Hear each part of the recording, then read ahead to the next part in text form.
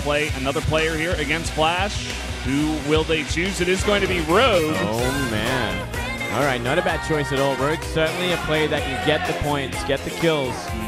He did not play yesterday as well, interestingly enough. He was set and ready to go for game number 6, but Jin Air was able to win 4-1. So he does come out here on Iron Fortress against Flash. I think he's definitely a great pick to go up against Flash. I think he should be able to take this one win against Flash. And then, as you said, Moonlady's a decent multi-killer as well. Flash, can he do this? He has momentum. His 1.5 average kills in all kill format. So consistently, he always gets at least 1 point, but half the time he gets 2. We'll see if he can do that again here. I have to favor Rogue, though, going into this game, too. I like his style in the ZVT matchup. And Flash has been focusing on mostly TVT and TVP in recent times. Yeah, and not to mention Flash will be most likely going mech, which is something that Rogue is specialized against. It's actually a great point. Taking a look here, Flash 2-5 in recent times versus Zerg. Rogue is 5-2, it looks like there. Rogue not as consistent as Flash has been in terms of this all-kill format and getting multiple kills. But maybe tonight is his night, you know? Certainly could be. You guys think Flash is going to mech on this map versus such a good anti-mech player? Yeah, man, for sure. I bet on it. Well, let's see how it's going to go down here. Game number 2 on Iron Fortress starting right now.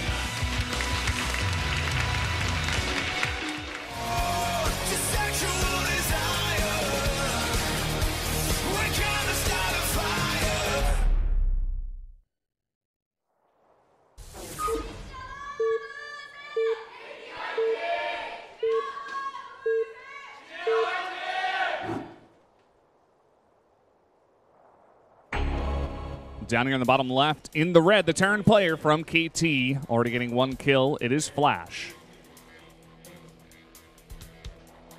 And to the bottom right, in green, our Zerg player, Rogue. Jin Air's second player to be sent out today. Jin Air brought me here. Jin Air, fly me to victory. That's awesome. Wumar go, $, $, All right. Well, $, heart, $, should be his name from now on. I like that name a lot more. Well, I think this is a really intelligent pick from Jin Air Green Wings to send Rogue out for multiple reasons. Good for the map, for the matchup. Flash not looking as strong in TVZ these days. Has been meching, however, whereas Rogue is a great anti-mech player, one of the best in the world. Everyone is kind of looking to him, Korean commentators, Korean players saying, you know, hey, this guy really knows how to handle meching Terran. So if you just look at the choice here, you know, textbook-wise, like looking at all the information, it's a really smart one. Also, I mean, the map is not that good for mech. If Flash is forced into it, Rogue, who's already good against mech, is going to have a super easy time. And, you know, if he does want to do it, as you guys said before, he can also make quick work of Flash. Now, I wonder what we're going to see from Rogue this time in terms of how to deal with it. We've seen some interesting styles from him before. I'd love to see him bust out the Swarm Hosts, or maybe just like the Mass Viper style that we did get to see him do on Terraform not too long ago. That was very exciting, but he's always got his own ideas about that matchup. Something else to keep in mind, too, you know, going into Game 3, it's going to be Coda, not a bad Zerg map. But if they want to send, for example, TY to deal with Rogue later on, they have to consider where they want to send him, how they want to do that. And if it's not going to be TY, you know, who is it going to be? Should we see stats, maybe? Ooh, nice scout. Yes, scouts it, does not show it. It's such an important thing, as the Terran's going to be scouting so much later. Goes ahead and places a pool here. I'm going to go into gas right away. He doesn't see the gas, though, and he's about to find out, though, with this Overlord, this smart scout, because he knows that there's nothing that can kill him after this CC first, so he can actually check the barracks timing and know if it's a gas or not, so he will find out in just a second. Really intelligent movement here by Rogue. Yeah, also going to get that Overlord in a great place for a scout a little bit later on, just to confirm exactly what kind of play is going to come out. Also, always one of the hardest things. This is just a fantastic, you know, piece of luck here, even from Rogue to get the scout first with his Overlord. That's a great start. It's really the ideal start you'll ever want as a Zerg player on a 4-player map. Finding that Overlord scout, seeing the building you need to see, and then getting it into place so you can go, you know, safely around 6-7 minute mark, find out the actual tech of the Terran. Well, with this fast gas, obviously Rogue will be able to prepare for this, but Flash is going to be going into quick factory tech. Going to be a much more delayed third CC this time. And Flash doesn't know, because the Overlord was so carefully placed, Flash doesn't know that Rogue knows what he's doing. So he's going to just continue the build as normal. In fact, he hasn't scouted himself at all. What Flash is doing, though, is a very aggressive style. He's going to get Hellions out very quickly onto the map, so he does take map control and even risks, or can take a risk of just doing a Hellion run-by and really getting ahead in economy. Some serious drone damage this early on, because settling speed's still a while away. Yeah, Iron Fortress, a pretty big map at that. Generally, if you're going to go for very fast Hellions as well, not scouting too early on is not too detrimental to yourself, especially when it's Flash, who's always going to play greedy. So kind of all making sense here from Flash, what we are seeing. Yeah, just the Observer showing us again that he doesn't know that Rogue knows, nor does he know where Rogue is spawned. So this very quick Hellion aggression, like fast as possible Hellion aggression with the CC first that he chose, he might send it to the totally wrong side of the map because he just simply doesn't know. It's a bad place to be. But look at this. We're seeing a very quick third hatchery from Rogue. So it means he's going to everything's going to be a lot more delayed. His tech, his upgrades. He's only going to have speedlings for a while. So if Flash was to go for any sort of Hellbat timing as we see that armory go down, it could be pretty perfect sort of decision-making here. Yeah, Rogue is going to throw down a Ro.1 at the same time. It's going to start making this wall here and offer him a bit of safety against any kind of build like this. I'm sure he does know that this type of build is an option for Flash, and that Flash has shown it before. So I would expect Rogue from here not to drone up too heavily and just be a bit safe against this. Do like the fact that we are seeing that Ro.1 out nice and early. Instead of a Baneling Nest or anything like that, he's going to have a pretty decent counter to it if he can get them out in time and in position. I don't think this is going to necessarily be an all-in from Flash. I think he's going to transition. He has no Marines to push with this. He's only going to have 2 Medevacs and a few Hellbats. He will have Cloak, so the follow-up there is strong. But I think he's probably going to add a third CC behind this. He's also continuing SCV production. And Hellbats are ready. He's got 4 of them dropping right in the main. Well, Lings are ready as well, so they're not going to really have much luck dropping and trying to morph in time. And I certainly agree with you. I don't think it's an all-in by any means. He can transition into that mech style pretty easily, but he can also look for some serious damage here. Yep. Rogue doing a fantastic job so far of pushing this away, though. He was right on top of it. He's got all of his Overlords in position now, patrolling his Lings in the main. Flash is going to try to go for this, but an immediate surround, and that's never going to work out. Yeah, because they're in Hellion mode, he can't even try to go for a small little nook drop in between the mineral lines. Because he's going to have to transform before he can get that heal off. An all-around great position here for Rogue. He doesn't have as many workers as he'd like, but he can catch up pretty soon. His lair's halfway done, and he just played it safe, and he basically catches everything that Flash throws at him. And Flash is only just now adding a very late third CC, hoping to find some damage with these Cloak Banshees.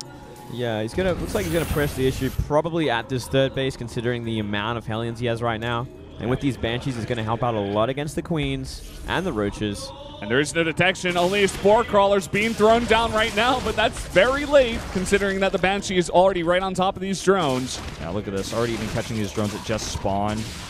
And he needs that Overseer over here. The lair is done. Where is the Overseer? Okay, he's making it very late, and the second Banshee is going to arrive pretty soon, too. Keep in mind, now going for the Queens. Or actually, no, going for a drone that was under a Queen. I was wondering about that. But finding 6 kills already here, and more to come. Yeah, not too bad.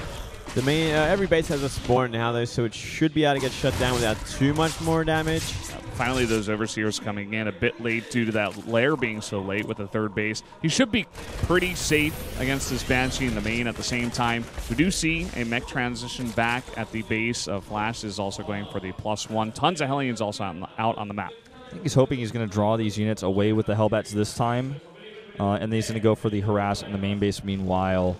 So many Hellions now, 14 on the map, just outside of range of that Spore Crawler. Oh, they are morphing into Hellbats now, so I'm going to be looking for the attack here. How many Roaches do we have in place, though? Currently, 5 Roaches. 3 Queens. And that's, I guess that's all that needs to be shown for him to turn back. They can be kited pretty easily. Oh, man. Supply depots are down. It's not a huge amount of Lings, but looking for some damage here. Unfortunately, does not get a single kill. Well, 15 more Roaches on the way as well, so either just defending with these this amount or planning to go for a bit of an attack here. Wouldn't be a bad decision considering there's no tanks right now, only Banshees to help out these Hellions. Well, if Flash takes this third base for sure, it's going to be pretty hard for him to actually hold on to that location. I think breaking the natural is a pretty big dream for Rogue because It's a pretty big aspiration, I should say, because he's going to have several Banshees out. He's now making siege tanks, so we'll have 2 by the time this hits. He's got so many Hellbats to buffer as well, and even hitting this third base is just... It's a bit tough to make work. The Hellbats just continue to kite back while the Banshees do damage. The Hellbats are going to do so much extra splash. Now he's even got Thors in the mix, and they all have +1. Yeah, it's trading them down there, really whittling the numbers down of the Hellbats, just pushing the issue a little bit while he goes into those Infestors attack, and probably going to Lair from here, or sorry, Hive. And I wouldn't be surprised if we see a Viper timing to follow this up. Yeah, we've seen it work wonders on this map, especially it is very, very hard to get a good tank spread and defend all your bases. If they're over-defending their third, you can try to break into the natural with a couple of really nice blinding clouds, and the same can be said if they're defending that natural. You go for the third. This 4th base comes up at a fairly late time for Rogue.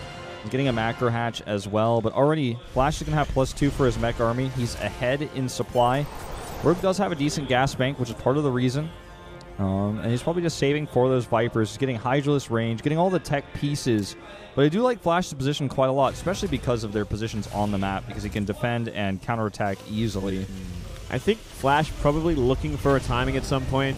Judging by the army he's making, you know, a lot of Thors on the way with Banshees. It's generally that kind of army, that mobile army you want to go for a march onto the Zerg at some point soon. Yeah, we saw this out of Maru as well when he did go up against Rogue in their series. He even did it on Terraform where he didn't necessarily have to go aggressively.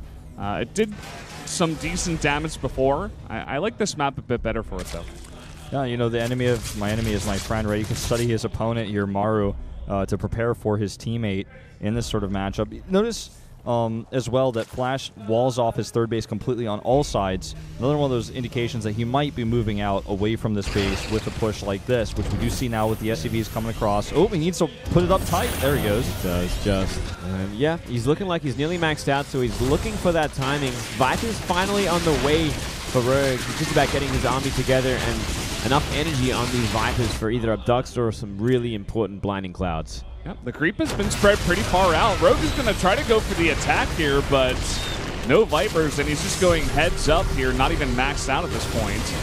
I guess just trying to trade out before those tanks can really get sieged here. Yeah, forcing out the siege before he gets to his base is a pretty important way, a pretty fantastic way to delay a sort of mech timing. Yep. Now, Flash doesn't have the Blue Flame Hellion upgrade just yet. Most of the Hellions are already faded away before they can actually get on top of those Hydras. And look at this. He forces another siege up, and the second he unsieges, Rogue moves in, and then he moves back out once the siege happens again. I mean, he needs these Vipers, though. This is still a strong push coming across the map, even when the tanks are in tank mode. Now sieging up at the back, the repairs are solid on these Thors. And this is a good position here for Flash. Where are the Blinding Clouds? Where they are. Blinding Clouds finally come down, but there's not that much left over here for Rogue on the ground. He is remaxing currently into a bunch more Roaches and Hydras, but Flash is definitely getting some damage done here. He might have enough now, though. Only tanks left over, nothing to really buffer for them if he can find the damage. But so many Roaches going down. Yeah, also those Banshees are not dealt with in the air. They're the big damage dealers in this fight, the long-lasting ones. And he is going to continue to push because he has to. Turning around at this point isn't really an option because if we get caught, he's actually going to get a good siege up position on the low ground here with one of his tanks, keeping the rest of the tanks in tank mode. Blinding Cloud, they're going to stop them in their tracks. More and more Roaches coming out. Is there going to be enough to push us back? He just needs to deal with the Banshees, and he's not. He's not able to kill them. They've got so much damage output, you know? With +2, and now he's actually on top of these bases. The supplies are even, and Flash is continuing to rally. These are the good positions, like I said, for these types of pushes. And Rogue is never able to group up here. His entire army is just so separated, and they're just going down one by one as the units come through. Well, I think that just might be it. There's simply too much damage happening at this point, and more units streaming across the map for Flash. He's got a great place here. He hasn't done the economic damage yet, but he's looking to do it in moments. A couple more Roaches do come in and die instantly. The Vipers were just seconds too late in that first fight, and that's where Flash got enough momentum. The Banshees all stayed alive as the Hydras all fell. 20 kills on one Thor. The repairs were solid as well, and this is just going to be too much here. Flash will get a second kill going into this second series here in day 2. It's a pretty important kill too. Rogue, such a dangerous player, such a dangerous sniper. For him to go out in a game like this is kind of absurd. Yeah. This was Rogue's game to win. I think we all agreed that he was the favorite here, and he is going to go down to a very nicely prepared build out of Flash, bringing some more SCVs across the map to do some more repair to these mech units that are pretty low. It's just like if you look at the greater picture of this matchup and the choice from the generic coach, It all makes sense. It all lines up. It's just the play that we saw from Rogue today was just it just needed a little bit more refinement. He made way too many roaches that didn't find damage, which delayed his Viper tech, which meant his blinding clouds were literally like 10 seconds too late to change that first fight. He shouldn't have taken that big fight with that blinding cloud. That's pretty much the bottom line. He'd take too many tank hits that he didn't have to, and his army was just too small. It was too close to his base, so he couldn't really survive from a rematch. I suppose just a bit of overconfidence from Rogue. I mean, if he was able to hold that attack, he would have almost definitely won the game. Absolutely. But would have, could have, should have, now no longer important here as those Banshees start to do more and more damage. The Thors as well, big story on those repairs, keeping those Thors alive up to 20, 25 kills on some of them. And the Hellbats did adequate tanking. And Rogue just can't even accept it. Look at the camera. Yeah, he's having a hard time. He cannot believe he went down to Flash in this matchup. He's done so much fantastic work in the past. GG. That's going to be it. Flash is going to take 2 wins in a row here and put Jin Air on the huge back foot in this series. Yeah, like Moonglade said, I want to echo the sentiment of Rogue is such a dangerous player, such a dangerous sniper, the perfect pick to deal with a Magnum player. And now Flash has 2 wins under his belt. And the next question is, do they really want to send SOS out here? And Flash has already won that first game in the matchup, Terran vs. Frost. He looked strong yesterday. Most would argue he should have won against Trap yesterday as well. You don't really want to send Maru out in the TVT, I don't think, this early, because then he gets... there's a snipe potential, on Terraform against him. Yeah, but I mean, there's 2 lives left. The next map is Coda, and after that, it's Terraform. I think they're running out of options at this point. I don't think they can wait another game to send out Maru. I think he has to come out now, and they got to save SOS in the pocket for that final game if they need it. Yeah, I mean, the maps that are coming up a bit later in this series, I feel like SOS will have a much easier time on them. Bonnie Research Station and Echo. Cactus Valley is kind of, I mean, he can survive on that one. He can maybe do some kind of Oracle build if he's up against a Terran. He's used that before to his success, but I definitely do think that Maru may be the only option here, just given the maps. Yeah, looking at the maps a little bit closer, I have to agree with you guys. I think he's a more solid choice than SOS at this moment in time. But it just makes them so insanely vulnerable. If they pick him, I guarantee you there are at least 2 players on KT waiting to fight him specifically on each and every map that is available. Yeah, and he's in a lot of danger right now. This is a bad place for Jin Air to be. And, well, let's see if Maru can do it. Even against Flash, he might have a hard time. Flash's mech is getting better and better. He also just prepared for a Terran versus Terran group in GSL Kodas. Now, he didn't make it out, but he showed really great games against Gumiho and Innovation. I would actually argue that he was meant to get out of that group, losing that last one on just one slight, second lack of decision-making, I guess I could say.